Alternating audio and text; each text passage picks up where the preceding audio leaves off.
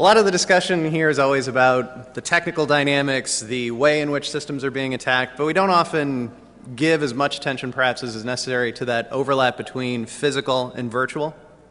So what we're going to do today is walk through some of that and actually touch on how those two areas might intersect and in what ways somebody who's going to attack a system online might also be willing to do something offline and what those kinds of relationships might mean.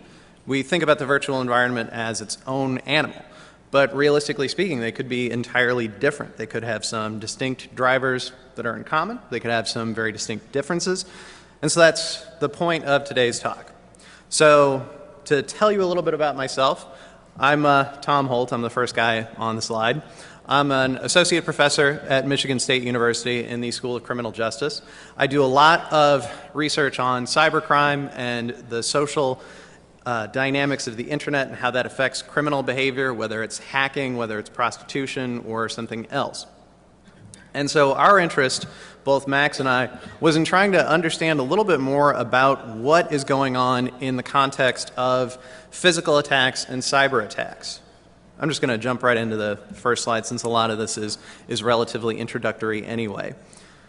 When you think about the historical, at least within the last decade, range of attacks that we've seen based on real-world conflict spilling over into the virtual environment. The Danish cartoon attacks are an excellent example of this. Posting the image of the prophet with a bomb in his turban leads to mass defacements from a variety of different hacker communities, but with a specific emphasis on the Turkish community.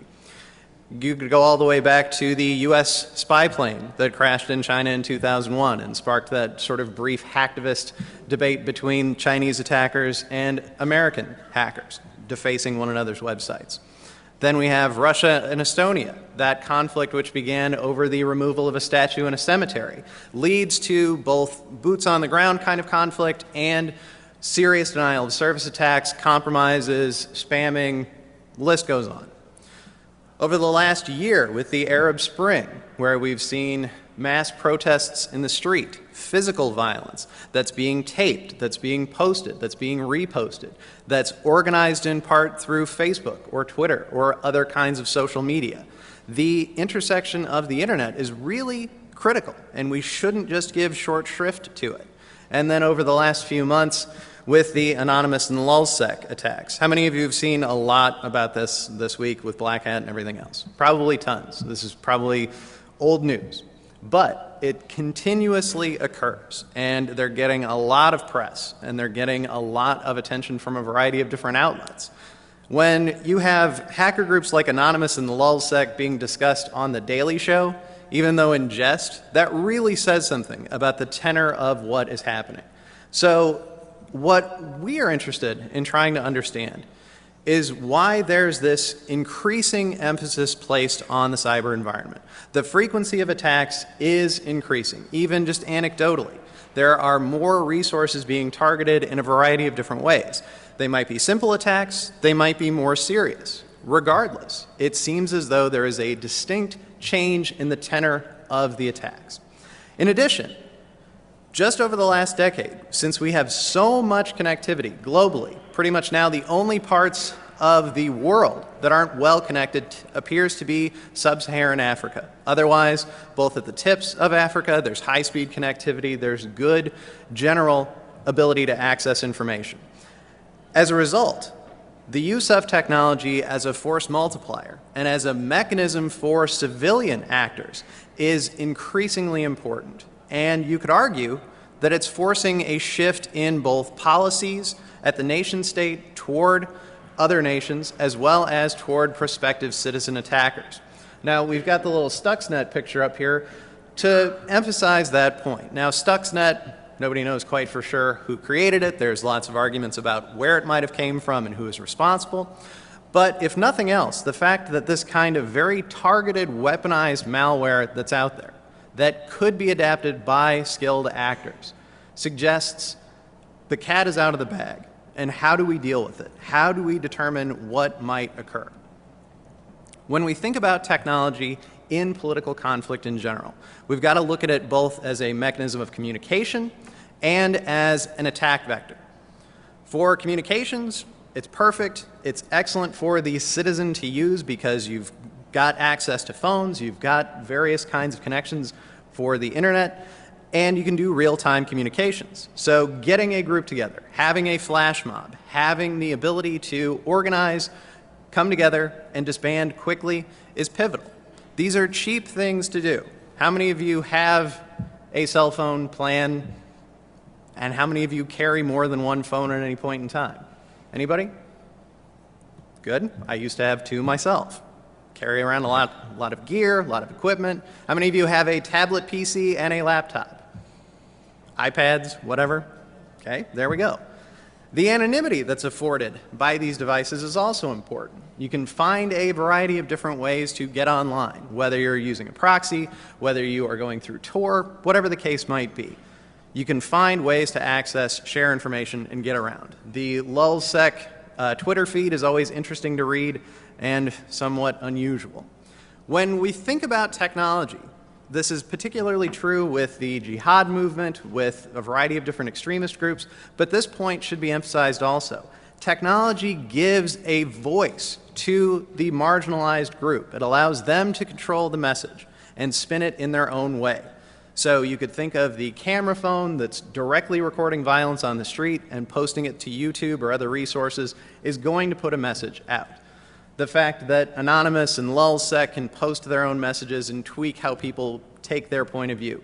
Even in the last couple of years, we've seen the jihadi movement directly posting comments, videos, taking questions from the media, and then posting them online. So this is a vehicle to control how you are perceived, or at least how you engage with the broader society. And then from the technological attack vector, it's a great resource. You can damage critical infrastructure, or you can damage reputation by itself. If you think about Arizona being hacked, the InfraGard attack, the H.B. Gary attacks, all these things provide a mechanism to embarrass, if not cause harm. Some of you might have read a couple of weeks ago on the Wired threat down, the fact that DHS is now concerned about a Stuxnet attack here in the United States, or at least a modification of Stux for some kind of attack. This is not expensive in order to obtain. If you read anything or heard anything about Operation Payback, which was early in 2010 and late 2009, where Anonymous was attacking both the business community and governments. The tool that you downloaded was absolutely free, very easy to use, and it just helped in denial of service. So it's not an expensive type of attack, but it can still be effective. So the anonymity that's provided, the attack capability, this is really, really critical. And as a consequence, we're arguing that this confluence of technology and society as a whole is enabling the development of the civilian cyber warrior, an individual who is both emboldened by all of these resources and sees the attack potential with technology and is using it as a mechanism to go after nation states, private industry, or whatever target they feel is deserving. That doesn't necessarily mean that these are lone wolf actors. They can be. They could be organized based around a philosophy. They could be working in tandem with a nation state, whether with tacit or other approval, or they could be totally opposed to what's going on in their own home country and decide that this is the time to act. Regardless, with the emergence of the cyber warrior, the civilian actor, it's not quite clear what drives this behavior. Why do some go online? And does the individual who's willing to act in a cyber environment have any relationship to what we might view as kind of the traditional protester or the individual who engages in civil disobedience? What's the relationship between these two things? So what I'm going to walk you through today are some findings from research we've been conducting. We've collected a sample of students from a Midwestern university, a large one at that, and we've got a mix of both U.S. citizens and foreign nationals. We're also working with some partners in different countries to develop samples based on their student populations. Right now we've got Italy, Russia, and Taiwan on board, so we're hoping to understand a little bit about different dynamics in different nations and understand what might drive someone in another country. We're still looking for potential collaborators. So if what I go through today sounds interesting and you might have the capability to help us with this research, please let me know. We'd be happy to have you on board. We're really excited about this project. We think it's a very interesting and innovative kind of thing. Our goal is to really get at this phenomenon in depth. So let me take you through what exactly we've set up. We've tried to understand 4 interrelated phenomena. Individuals who are willing to attack a country, specifically their home country, in the physical world, whether they're willing to engage in cyber attacks against their home country, and whether they'd be willing to attack a foreign nation, online or offline. So it creates this kind of 4-celled table. The type of attack, the target of the attack, so a foreign nation or their home country.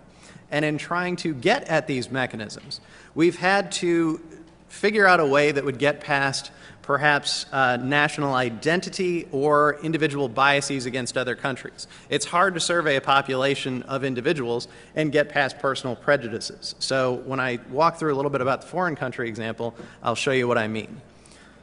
So let me take each one of these in turn. We'll start with the physical attack against the homeland item.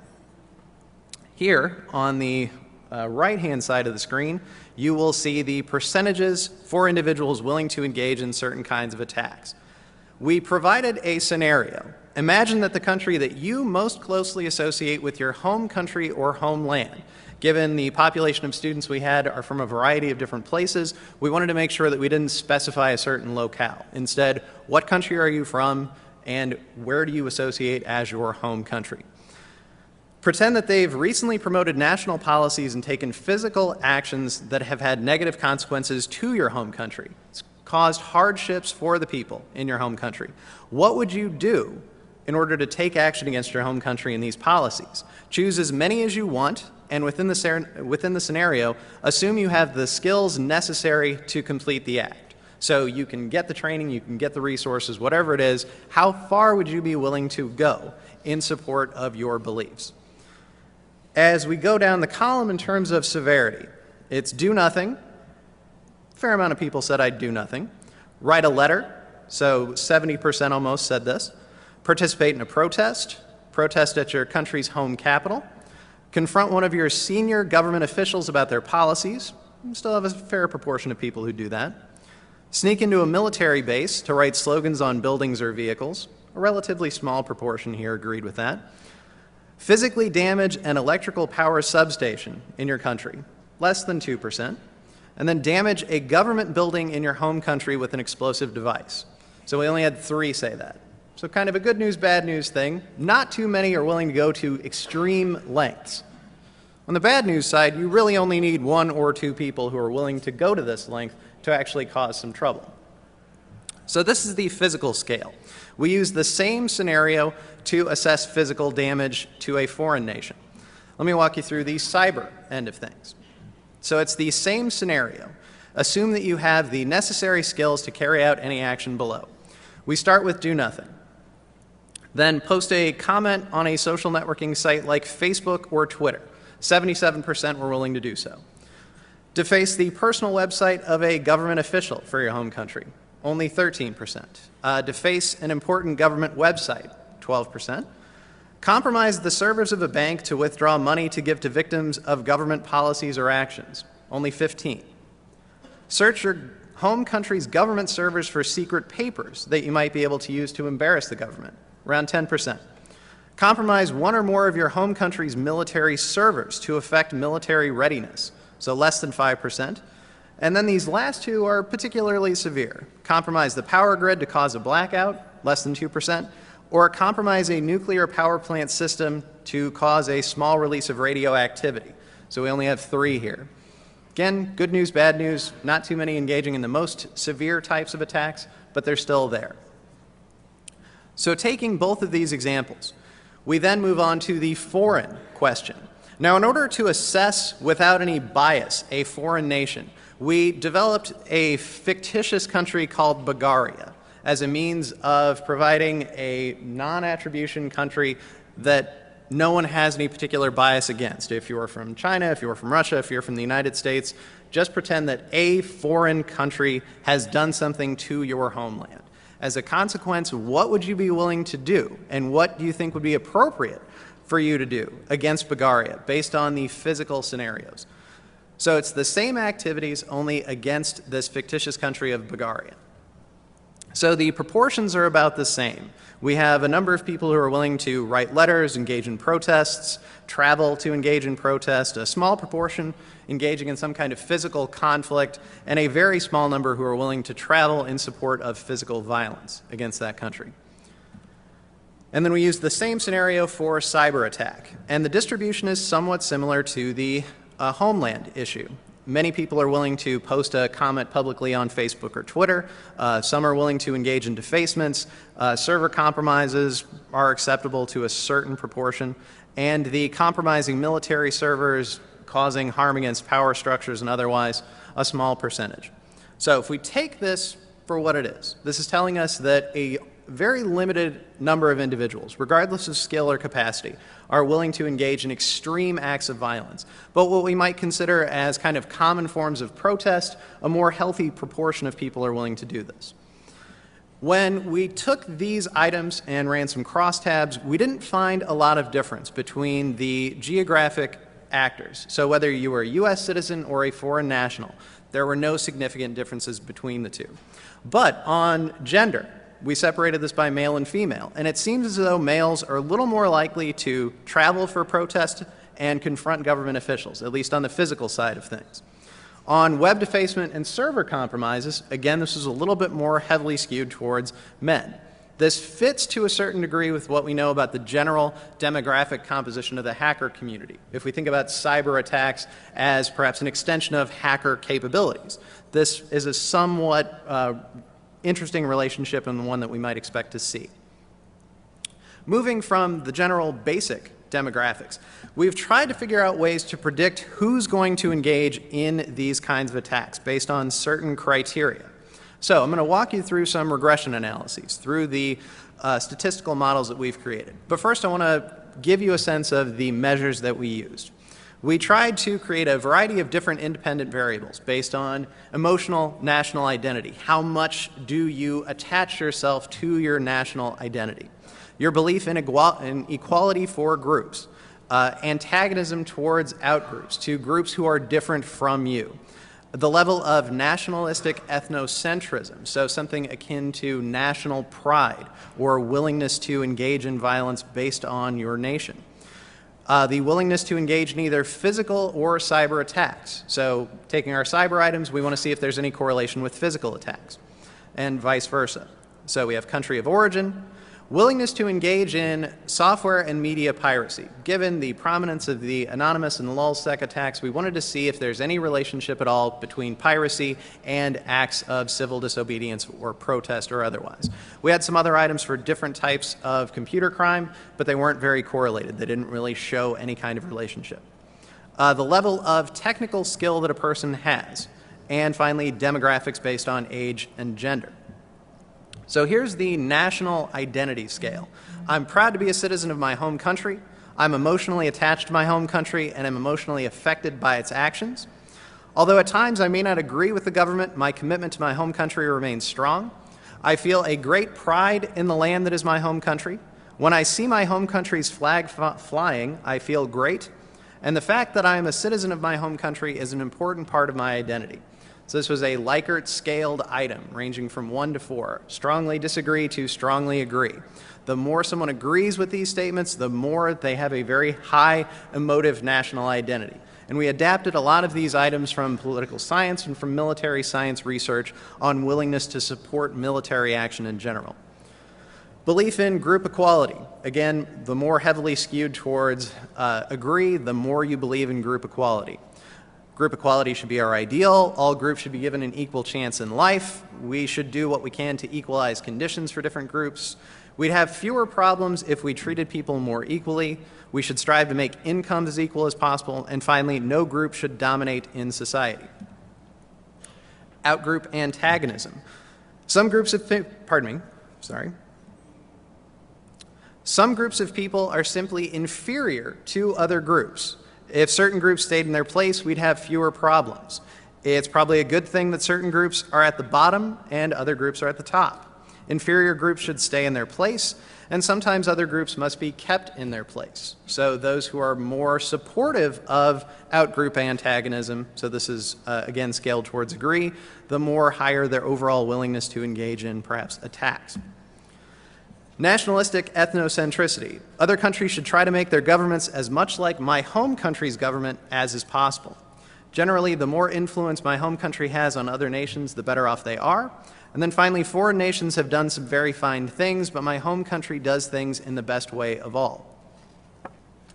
Now, this is actually a measure adapted from some research in political science that included some measures related to performance in the Olympics or in multinational sporting events. We didn't include them here and instead wanted to try to just create as brief a scale as is possible.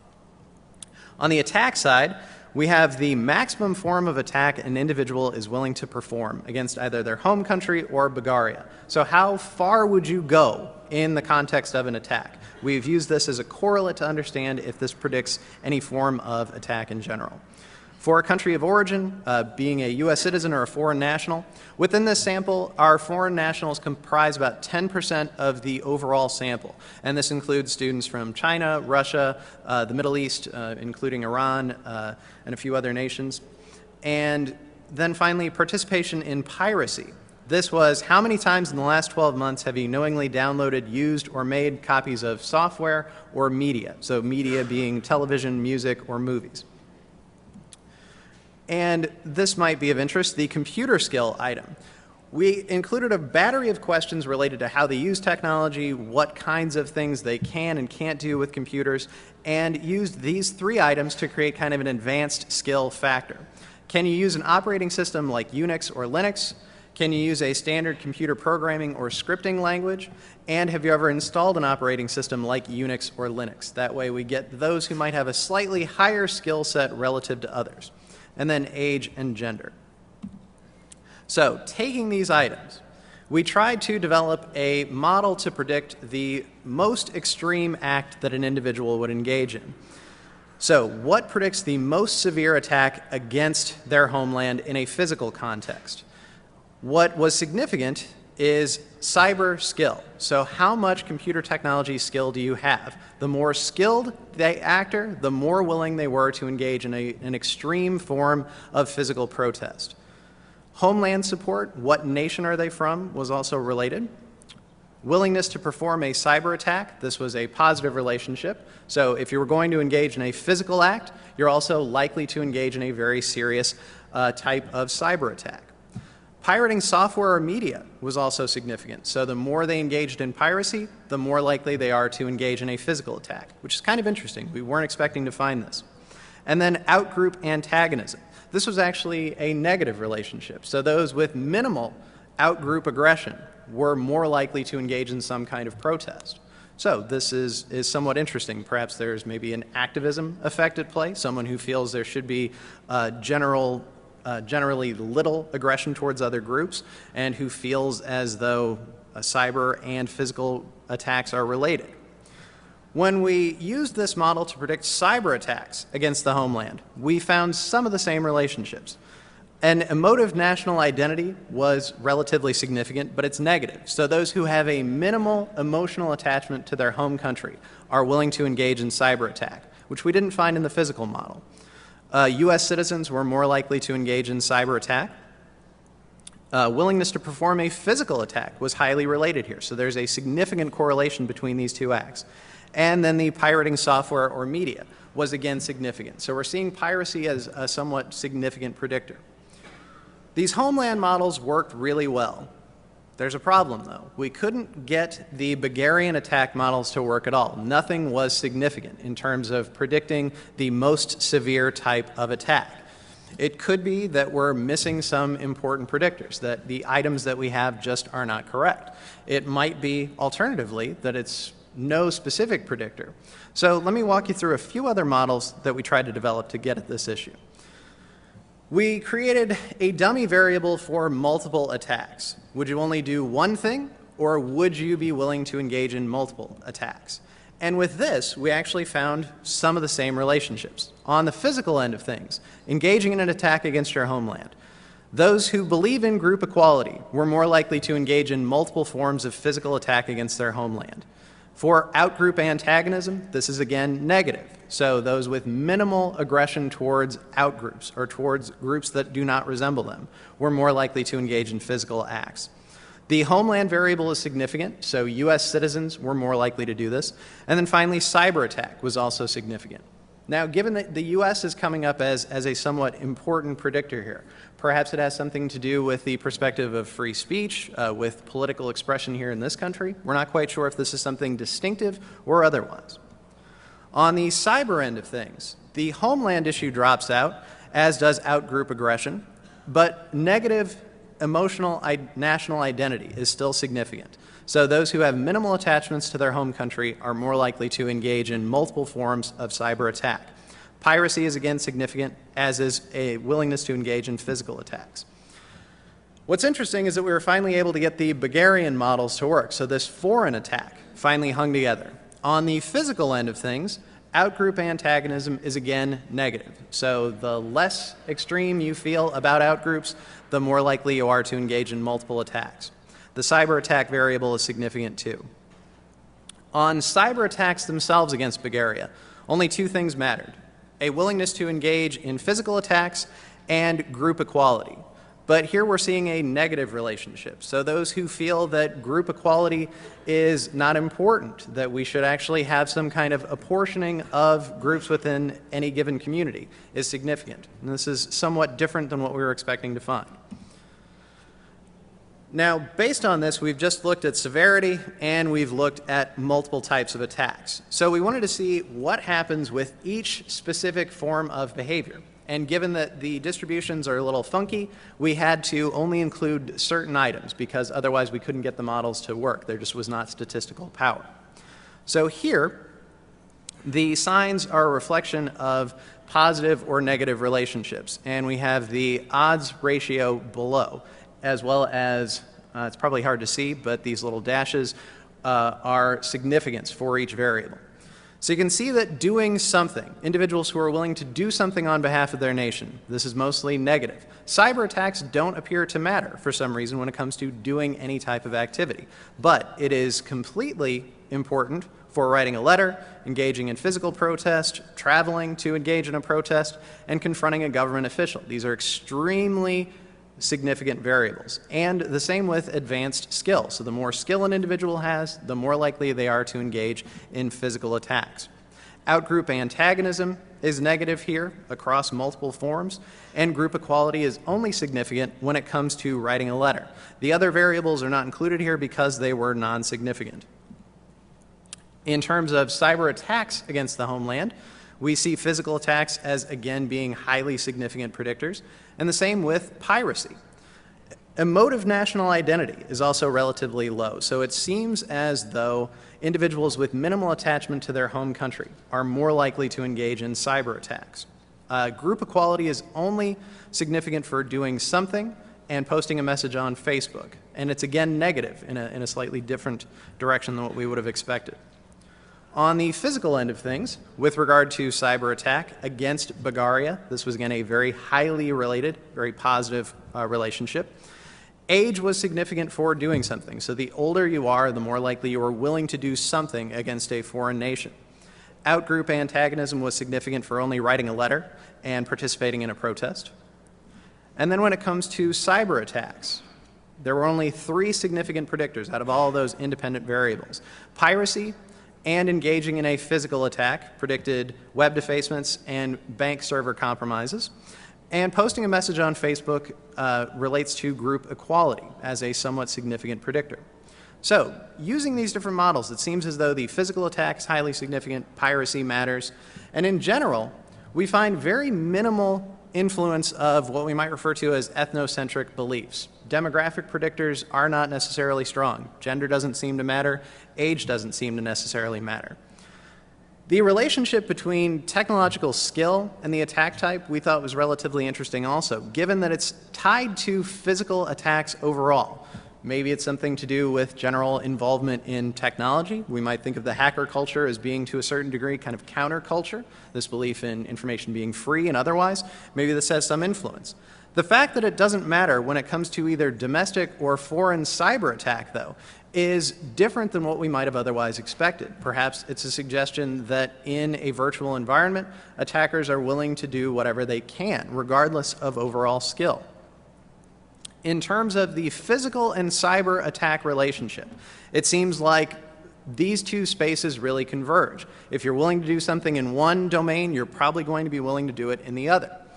The piracy relationship was also relatively important, noting it both for cyber attack and to a certain degree for physical attacks. This could be some kind of a general reflection maybe of ethical attitudes toward behavior on and offline. Willingness to pirate materials might be some kind of a larger reflection of how you feel about legal strictures, the notion of copyright and ownership. This is still something we're trying to figure out, but it's important to note that this is something that appears to be at play. The significance of being a U.S. citizen also is key. This could be just a consequence of the larger sample of U.S. Citizens overall, but it could be, again, a reflection of how we perceive the ability to talk about our government and deal with different dynamics. And the outgroup antagonism item for physical attacks and to a certain degree cyber attacks is also very interesting. Perhaps those who have more sympathy towards others are willing to engage in attacks that they feel are supportive of the entire country or the entire nation, not marginalizing one group over another. Group equality also seems to be important. Those who are less supportive of the group appear more willing to engage in certain kinds of attacks. And emotive national identity being low suggests that if you don't really care or have a strong attachment to whatever it is that your nation stands for, the more willing you are to act against it because you believe they're doing something wrong or otherwise. If we're to try to take away a general model from this relatively exploratory research, we might say that a person who's willing to engage in attacks on or offline believes in social equality, has minimal attachments to their homeland, engages in different types of piracy, and is willing to attack both on and offline. But we don't know how stable this is across place or across time. And so that's why we are trying to go out and get different samples together. As we're putting more and more of this research together, we'd like to have as international a sample as is possible to get some of these additional variations, to understand more of what might be going on. So our relationships with other universities, we're trying to build that up to do what we can. We're also trying to be as inclusive as is possible. We would love to get some individuals from Middle Eastern nations involved, from Africa, from different parts of Europe as well. If you know anyone, if you find any of this interesting, please let us know. In general, I'm going to open it up to questions, and I thank you all for coming. I realize it's very early, so fire away. Thank you.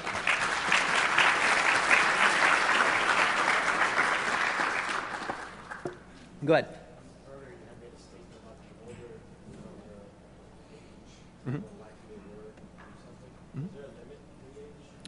The question is, age appeared to matter for different kinds of attacks in one circumstance, that the older they were, the more likely they were to engage in attacks.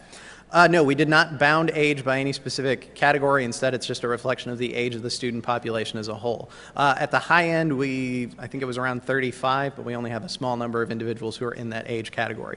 And this sample includes both undergraduate and graduate students, so we get a smattering of people at different age groups. Yes, ma'am? That was part of my question was the age. Do y'all plan on trying to go above and beyond that 35, or are you trying to just stick to more university age? Sure. The question is, are we going to try to be more inclusive with regard to age? If possible, we'd like to, but just given the general nature of university samples, it's hard to get past a certain age bracket, and it might also be kind of a sampling bias. Some people might be, if they're working full-time, they might be less inclined to do a survey like this. But yes, if we could, we'd like to. Yes, sir.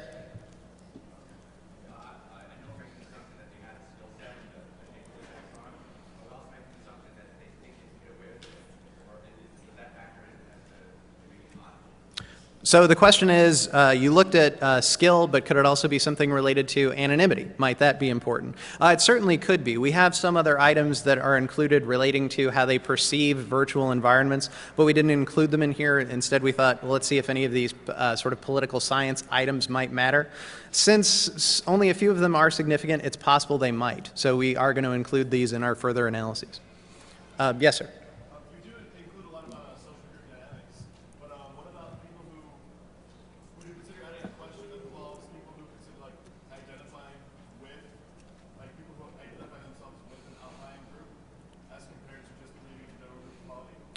So the question is, we looked at this general perspective of what social group do you belong to.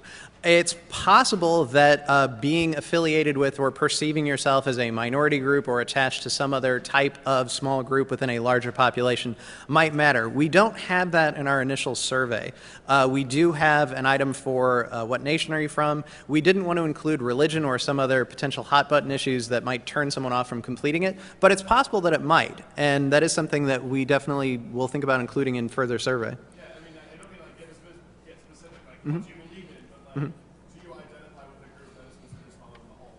Things like that. Sure, that's very possible that that might matter. Yes, ma'am. You said you did your study at a Midwestern university. Do you think it would make a difference if you tried another region around the country? Absolutely, it certainly might. The question is, does regionality perhaps bound the sample? And it might. And what we can say is that to a certain degree, this is representative of larger Midwestern states, but yeah, it might matter with regard to Northeast or West or otherwise. So if we could get some other universities cross country, could work.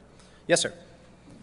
How is it possible or can you take into account the parent, the ones that factor in their percentage? Because some of the damage that's caused by those individuals, what they call it, lone wolf aspect, they're sitting down, all of a sudden something in the news triggers them like that. Is there some way to factor that? So the question is, how do we capture the lone wolf, perhaps paranoid actor who suddenly finds an issue and acts on it? So sort of, in a physical context, the Timothy McVeighs of the world. Not necessarily. I don't know that we could find that, but it is a question that if we could find a way to address it, it would be helpful. I don't know of any ways to do it right off the top of my head, but it's possible that there could be some way to get that. Any other questions? I know there were still some hands up. Yes, sir.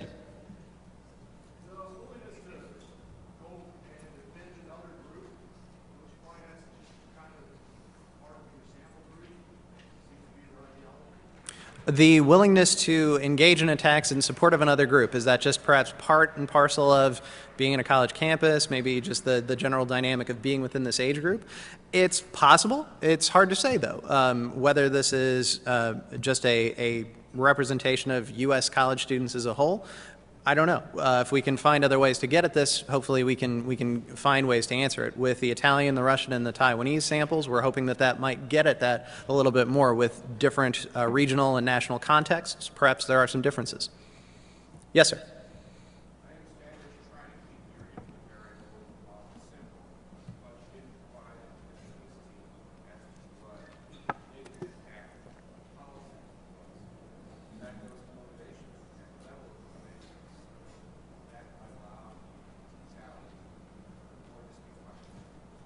So if I heard correctly, your point is with regard to policies and how that might affect behavior?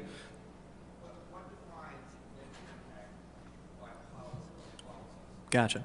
Yeah, so perhaps the way that we've operationalized the scenario in terms of some country, whether it's your home country or another one, is using policies that affect the group. Without specifying policy, maybe we're missing some intrinsic motivation that could be important. That certainly could be. We've tried to figure out a variety of different ways to capture how we would strategize measuring attack. And we didn't want to get too specific in terms of using physical violence against the population or economic sanctions or otherwise. We tried to make it as kind of nondescript as is possible, so that way, unfortunately, you're right, we might be missing some motivation, perhaps in the context of either an invasion scenario or a repressive regime. It might be a different dynamic. It is certainly possible, but it's hard to tease out those specific items. Yes, are you in the way back? Can you say that again really loud? I think I heard you. Are there any causal relationships thus far? So far, we can only say that based on these analyses, the description that I have here seems to best capture it with these correlates. In general, the social equality items being significant, the emotional attachment to your homeland being significant. Whether that is truly causal or not, I can't say, but these appear to be strong correlations for different types of attacks, most extreme types of attacks, and willingness to engage in multiple attacks. Yes, ma'am. I realize that you're focusing mainly on the college population.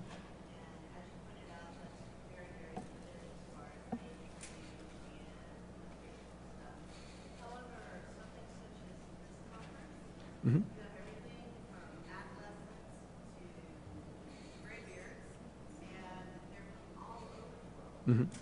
Have you thought of perhaps doing like a sister study with similar questions that's pretty much known to people that are already doing IT? It's a very good question. Have we thought about trying to expand it? Yes, we have. It's somewhat hard to do, if for no other reason than having tried to collect surveys at hacker conferences and things like that before. It can be something of a challenge. But yeah, we'd love to find a way to access larger populations. We did this as kind of a startup within both of our institutions as a means of seeing if any of these items would even work. And now that they appear to have some salience, that's why we're trying to take it international. And if we could do something, whether telephone or physical conferences or otherwise, we'd absolutely love to. And you make a good point. Perhaps this kind of bounding of a group might have, we might find different results with a larger sample. Yes, sir.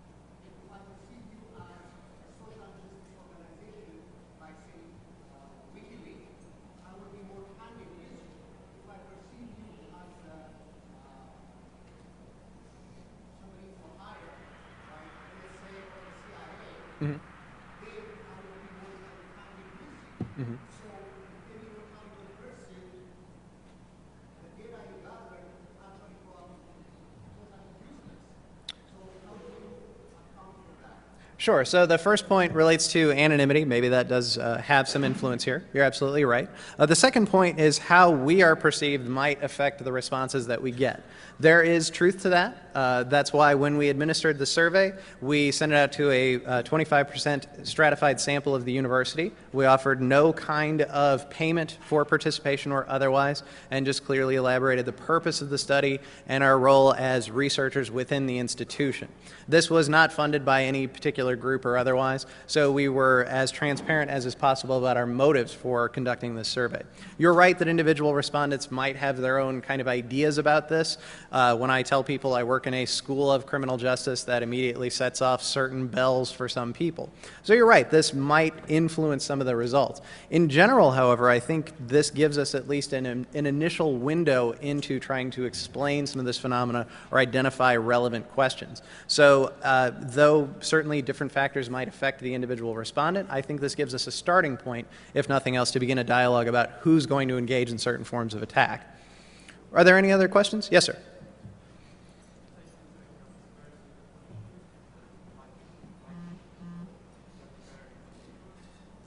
Can you say that really loud? I heard something about punishment, but...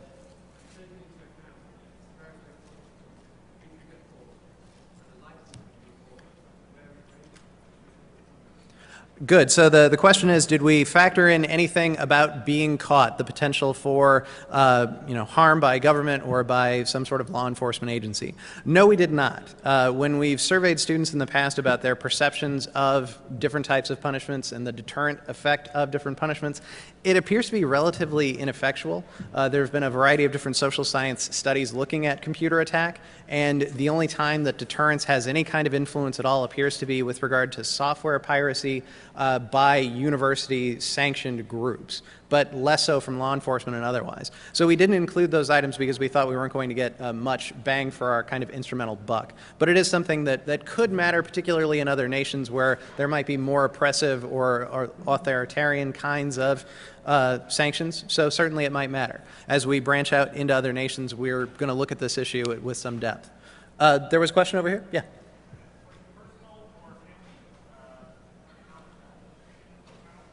Was personal or family economic concerns built into this?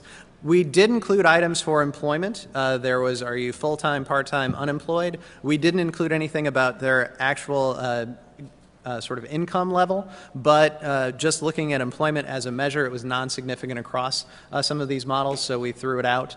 So it doesn't appear to matter, but it might in some of the other nations that we're looking at. So that is something to keep in mind. Yes, sir. For degrees, the students, what degrees programs they were in, taken into account? We did not control for degree program, although that is something that we're going to do when we look at some of the other nations, particularly because we're working with people in computer science and social sciences. We didn't include it because it hasn't necessarily been a significant predictor aside from early studies of computer crime with regard to being in an IT program. Appears to be a more significant predictor, but it is something that we're going to include later. Yes, sir.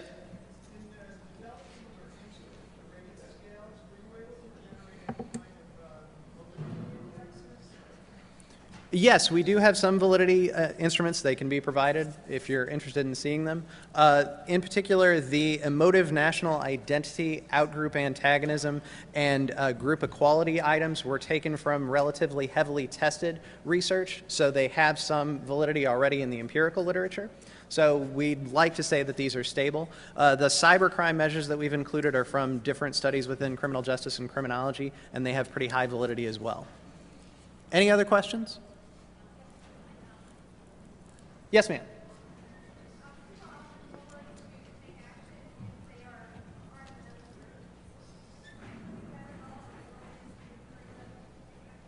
Oh, okay.